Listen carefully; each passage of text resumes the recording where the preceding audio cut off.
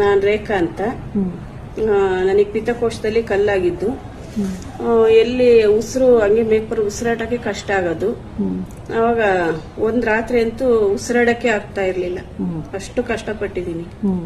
ಅವಾಗ ಡಾಕ್ಟ್ರು ಎಲ್ಲಿ ತೋರ್ಸಿದ್ರು ಇದು ಆಪರೇಷನ್ ಆಗ್ಲೇಬೇಕು, ಇದು ಆಪರೇಷನ್ ಮಾಡ್ಲೇಬೇಕು ಅಂತ ಎಲ್ಲಿ ನಾವು ಶಿವಮೊಗ್ಗ ಪೂರ್ತಿ ವಿಚಾರಿಸ್ಕೊ ಬಂದಿದ್ದ ನನ್ನ ಮಗ, ಆದ್ರೂ ಹುಷಾರಾಗ್ಲೇ ಇಲ್ಲ. ಆಮೇಲೆ ಮೈಸೂರಲ್ಲೆಲ್ಲ ವಿಚಾರಿಸಿದ್ದಾನೆ. ನನ್ನ ಮಗ ಮೈಸೂರಲ್ಲೇ ಇರೋದು. ಅಲ್ಲೆಲ್ಲ ವಿಚಾರಿಸಿ ಆಮೇಲೆ ನಾನು ನಮ್ಮ ಮನೆ ಹತ್ರ ಇರೋರು ರೂಪ ಅನ್ನೋರು ಮೃತಿಕೆ ಪಾದಯಾತ್ರೆ ಹೋಗಿದ್ರು. ಅವರು ಮೃತಿಕೆ ಪ್ರಸಾದ ಅಕ್ಷತೆ ಕೊಟ್ಟು ಇದು ಹೇಳ್ಕೊ ಒಳ್ಳೇದಾಗುತ್ತೆ ರೇಖಕ್ಕ ಅಂದಿದ್ರು.